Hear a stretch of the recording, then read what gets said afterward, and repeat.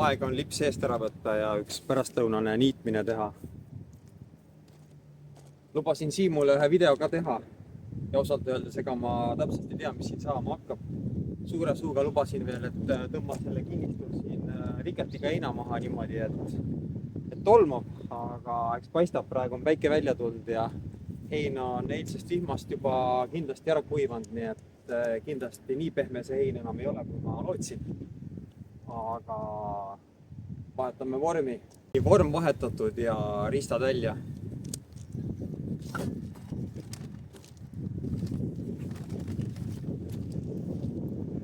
Eilsest on mul küljes siin üks 85 tera, aga ma arvan selle džungli sisse ma ei hakka selle pika teraga ronima, sest ma ei tea, mis siin heinases on, kui künklik see on, mis takistused siin on. Vahetame välja, paneme ühe 65 klassikalise keskmise tera külge.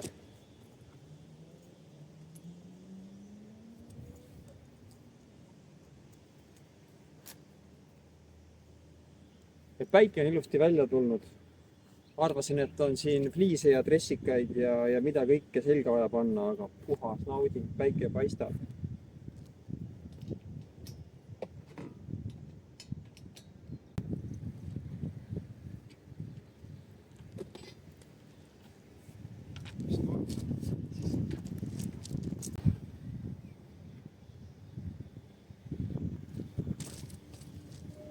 Ma arvan 5 senti alla. On okei. Paistab korralik džungel ikka olevat. Ma ei kujuta ette silma järgi, mitu ruutu see on siin. Paari tunniga seda ära ei niida, see on fakt. Ja kui 4 tunniga hakkama saab. Aga ei saa vist siukseid kõrgeid kaaresid, laiasid kaaresid tõmmata. Saab. Nii, kinni.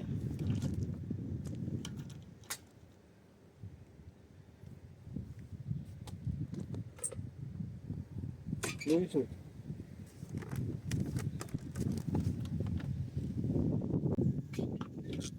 Kõik luisud on mängus. Täna ma katsetan Highlanderi Green Dragonit. Looduslik Itaalia alpide luisk. Natukene karedam kui tapilpokk. Sellepärast karedam, et mul see tera juba hakkab sellisest õhukesest pinnimise alast juba välja minema, nii et vähe jõudsamat tõmbamist vaja. Let's go! Kell on 3, ma arvan, umbes. Ma arvan, et hakkame ikka siit maja juurest peale, et ikka maja esine saaks ilusti niidetud. Samas selle tee servaga võiks tegelikult peale hakata.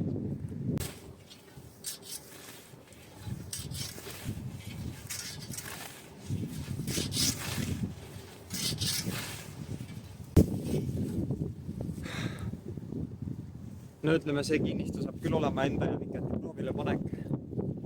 Ikka korralik kõva hein on, aga vikat on ka parim. Vaatame, kuidas mees vastu peab. Okay, let's go.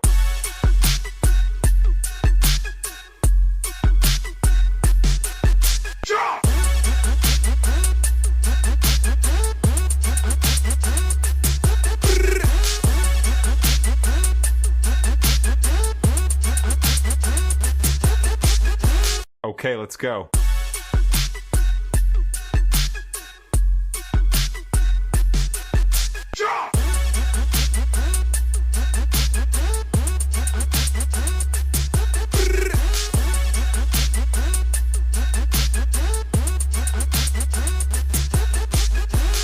Ma sätin vikati suud natuke kokku poole, sent 1,5.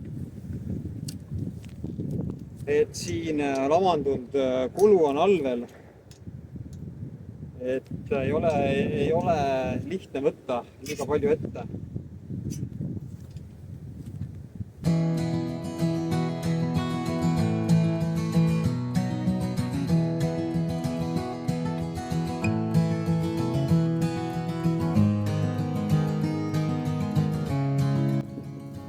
...20 meetrit oli see rivi praegu pikkus sinna ja mul tuleb meelde, kus üks härra rääkis, kes hooldab mõisaparki, et just tegi ühe niitmise, kus mõisaallee oli 2 kilomeetrit ja pani edasi-tagasi. 2 kilomeetrit pani vikatiga. Siin oli 20 meetrit. Seda peaks tegema siis 10, 200, 100 korda.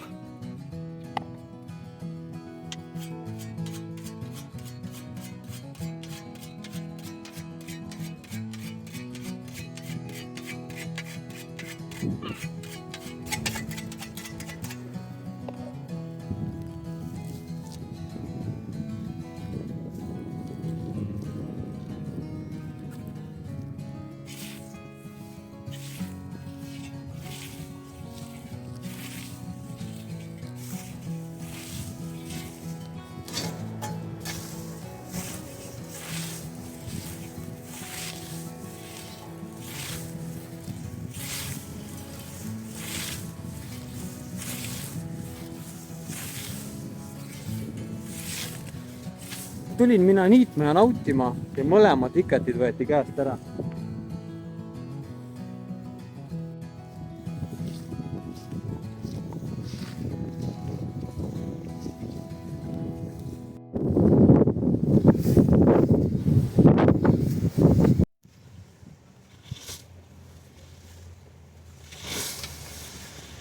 Kuule Rihti, kas hakkamegi sinna rattaparki minema, äkki laseme siin ära selle platsi?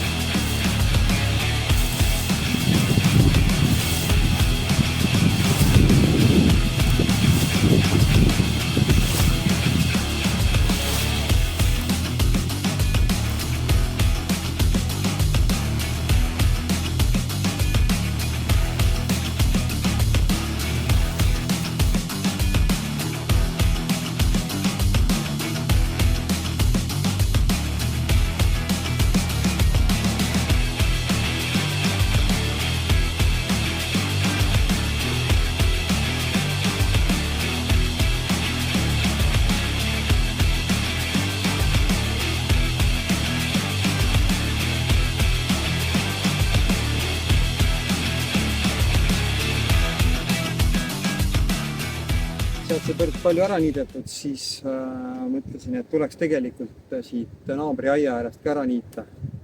Hakkasin sealt tulema, nüüd siit vastuvaaluga tagasi. Ja mõtlen ausalt, see on ilmselgelt kõige karmim stein, mida ma niitnud olen. Üks karmimaid. Siin on kõike, siin on absoluutselt kõike. Ja eriti raskeks ei tee mitte läbi lõikamine, vaid selle heinakuhja vaalu lükkamine. Et nagu sa siin nägid ka, et tegelikult kui seda heina lükata, siis tuleb kogu kehaga lükata. Et ei ole enam sellist kõrge kaarega tõmmet. Lihtsalt tõmmet, niitmisstiil on hoopis teine. Aga pikat peab vastu, tera on super.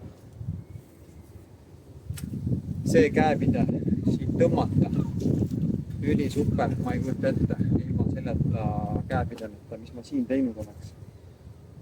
Põhitõmme siit ja kehaga järgi. Ainult niimoodi saab selle tohutu massi ja et vaalu alt tein ära saada, tuleb seda vaalu, tuleb korralikult teraga see vaalu sisse tungida niimoodi, et see terve vaal natukene nihkub vasakule. Siis on, et see vaalu asukoht natuke muutuma, et siis saab alles vaalu alt selle heina niidetud. ja see vaal on siin nagu nott paigal, et ei liigu see kuhugi. Aga ma sain hea kogemuse. Tõsi, sellise heina niitmine nõuab füüsilist vormi, isegi kui sul on üli hea vikat. Nõuanne see, et ei ole vaja nii suurt vaalu võtta, võid väikse meetri kaupa minna. Aga ikkagi see heinamass on nii meeletu, mahlakas, raske, et füüsilist jõudu on vaja. Aga see on puhas nauding, puhas treening, südametreening, ilus ilm. Ja nüüd ma siin teen viimased 5 meetrit, tõmban ära, siis tänaseks aitab. Vist oma 4 tundi on siin möllatud. Hei, jätkame sealt, kus eelmine kord pooleli jäime, olen taas siin lennukin eri. Võiks vist öelda juba viketimeistri katseväljakul, sest eelmine kord sai siin ikka tõsiselt katsetatud, sest see hein, mis seal on, ikka on retsilt raske.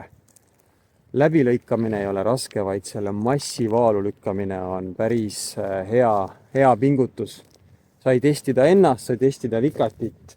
Ja ma tundsin eile juba, et see vikat hakkab nüridaks minema, et vist on aeg pinnida ja vaatasin vikatimeistri stuudios üle ja ma pinnisin selle vikati nüüd hirmõhukeseks.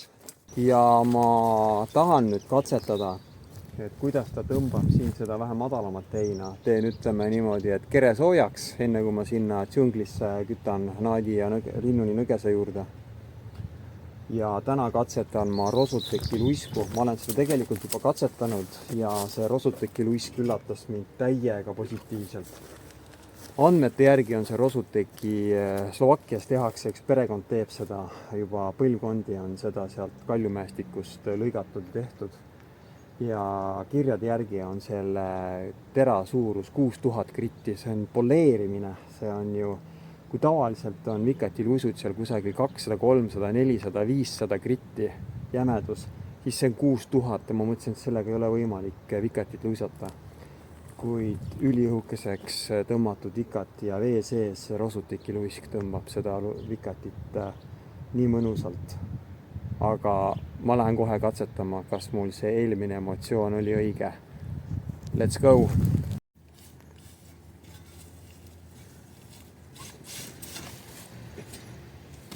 No nii olen nüüd siin oma vikati ja selle Rosuteki luisuga nüüd siin mõned tunnid möllanud ja ma ütlen sulle ausalt, sa ei tunne, et see luisk võtab seda tera, ta nagu libiseb siit üle ja siuke tunne, et ta ei luiska midagi.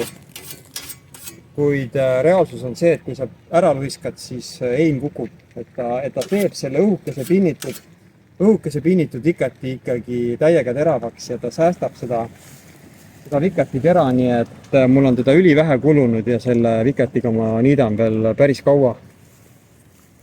Aga nüüd teeme ühe katse veel, siis selja taga on mul siin päris keeruline hein, hästi vintske hein.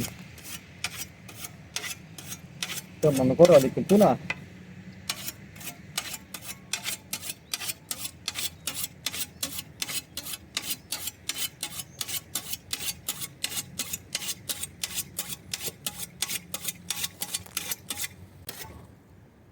See luisk ei jäta sellele vikatile selliseid suuri hambaid sisse nagu need jämeda teraga luisud, aga kui katsuda, siis ikka karedus on tunda. Lähme testime.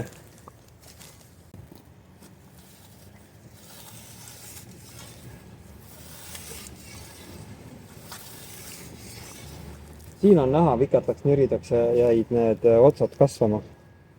Ja selle järgi saab kohe aru.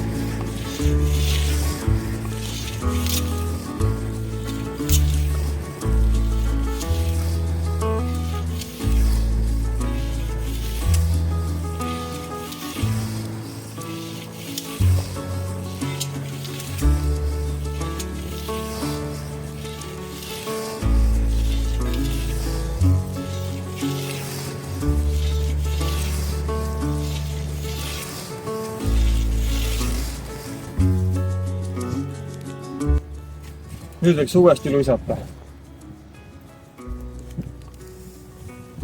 Väga mõnus.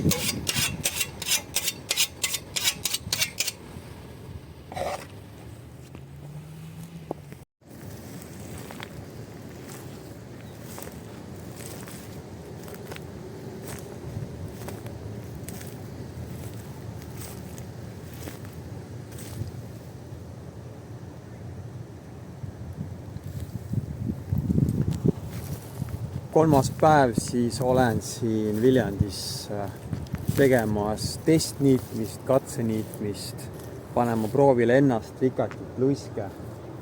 Ja kolmas päev, ma arvan, tänasega saab selle niitmise siin tehtud ja olen siin selliseid poolikuid päevi teinud. Ja siin minu selja taga on nüüd kõige retsim ala, kus ma siin ühe topeltvaaluga olen aia äärest puhtaks niitnud, kuid see on siin ülimalakas, kõrge, raske naat, nõges, ohakas, takjas, mida iganes. Ja lähen peale ikka selle sama puksiteraga 65 ja täna ma katsetan, kuna see tera sai päris õhukeseks pinnitud.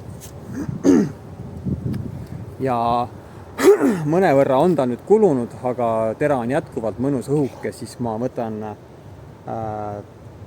selle jämeduselt järgmise luisu 500 gritise double bocki.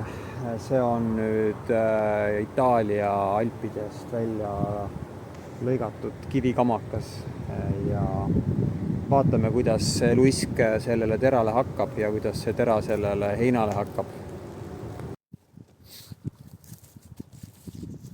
Hakkasin siit minema ja vaatan, et ei saa seda heina maha, sest mis on toimunud mõne päevaga on see, et see hein on tohutult kasvanud, vihma on sadanud ja ta on lamandunud maha. Ja ta on lamandunud just vales suunas niimoodi, et ma ei saa teda kätte samas suunas, kuhu ma niidan. Ja siis ei ole võimalik seda lamandunud heina kätte saada ja nüüd ma otsustasin, et ma hakkan siit väiksed vaalud niimoodi siit poolt sinna poole minema. Ja siit ma tulen lamandunud heina niimoodi likatada kätte.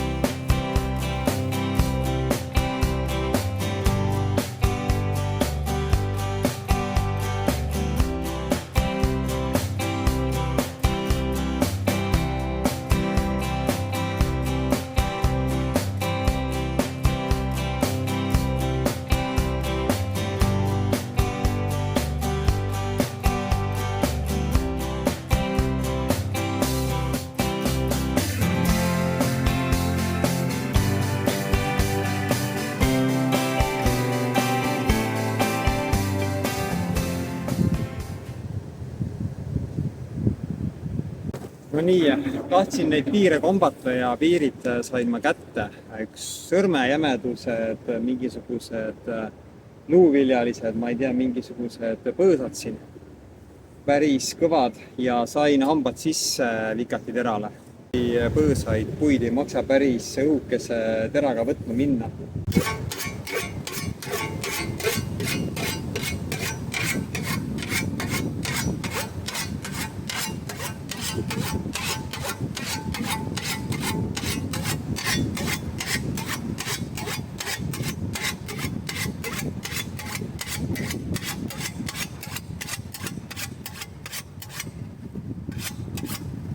selle double bock luisuga on üks jube huvitav fenomen. Tuul tõuseb alati, kui ma rääkima hakkan. Selline tunne, et see luisk ei kulu absoluutselt, selline tunne, et see luisk ei võta üldse, et on selline kõva kivinott. Ja kui ma selle ühe korra selle vikati tera üle käin ja lähen siia heina peale, see on jälle jumala terav. Ma ei kujuta ette, kui kaua seda double bock luisku kasutada saaks, ma pakun, et seda saaks, ma ei tea, ma luiskan vist terve elu sellega. Valisin endale ühe eriti mõnusa käe pärast selle luisu välja, aga see on nii mõnus kamakas, ma arvan, ma luiskan. Ja siin ei ole grammi ka näha, et see kulund oleks. Mul on need Carborundum luisud, Fuchsi omad, mis on juba täiega näha, et on seda materjali luisu pealt lendab niimoodi, et ja kulub päris jõudsalt. Aga see luisk, ma arvan, see on terveks eluks, kui selle endale luisutopsi paned. Vägevad asjad on need naturaalsed asjad, naturaalne kivi, naturaalne punt. Naturaalne.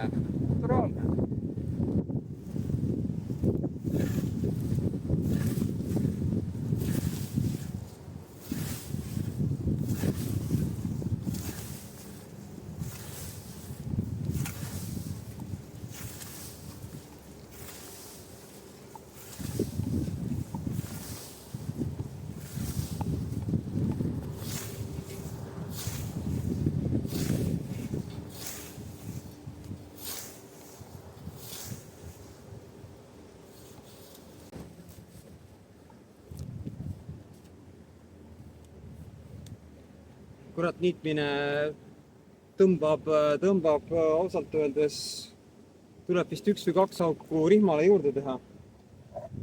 Nalja ei ole. Ei jõua nii palju süüa.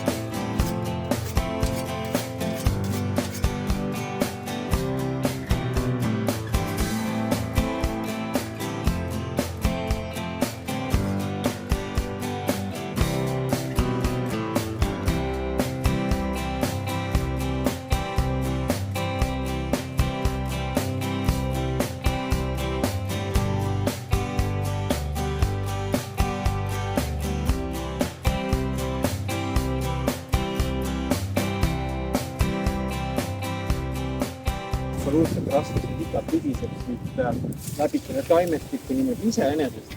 Aga see mass, nagu sa siit näed, see on mingisugune põlveni mul see mahlane raske mass, mida on vaja siit ja ette kokku tuua. See on see, mis saab sellele tegevusele ka natukene füüsilist momenti juurde. Muidu oleks niisugune puhas vaimne meditatsioon. Ragin siin käib, siin on nii palju igasuguseid kasvusi, kreegid, ploomid, kirsid, ma ei tea, mis siin kasvab, niisugune võpsik tuleb, aga ainukene kahjustus, mis on see sama kahjustus, mis ma siit selle jämeda vitsa maha lõin, et rohkem pole absoluutselt mitte ühtegi kahjustust, nii et jube hästi hoiab teravust ja kõvadust see tera ikka. Ma ei suuda ära imestada.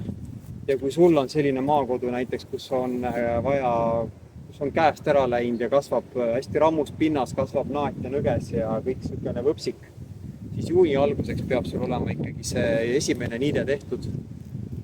Sest praegu on siin juuni keskpaik hakkab tulema ja ütleme viimane piir, see taimestik hakkab juba maha lamanduma. Ja ma ütlen sulle, see lamandunud hein on kõige rõvedam asi, mida üldse niita. Kõik muu on fantast äge, aga seda lamandunud heina pead sa nokkima selle pikasti otsaga niimoodi nagu mingi kõblaga põllu peal. Nii et kui sa selle esimese niite saad siin suve alguses tehtud, siis on see suur laks juba pealt läinud ja teised teed suve jooksul veel ja ongi sul kinnist ilusti hooldatud. Pole palju jäänud, väike nuts veel.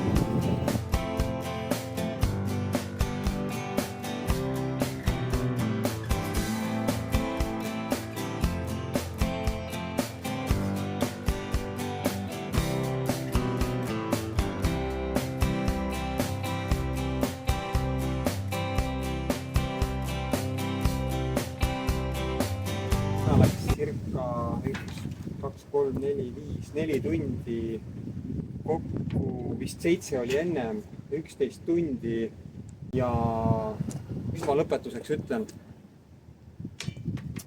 Kõige parem hea meel on mul selle Vikerti lõe üle. Kuskilt ei sooninud, kuskil ei tekkinud ville, kuskilt kõik jäi terveks, kõik jäi kinni. Ma ei hoidnud ennast tagasi, panin täiega. Siin oli sellist nõgest väga rasket heina.